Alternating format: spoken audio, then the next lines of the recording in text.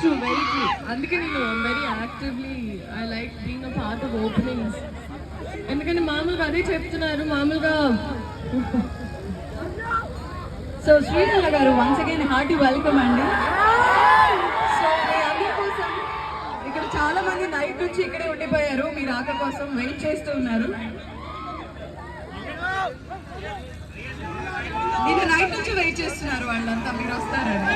ఎవరు అక్కడ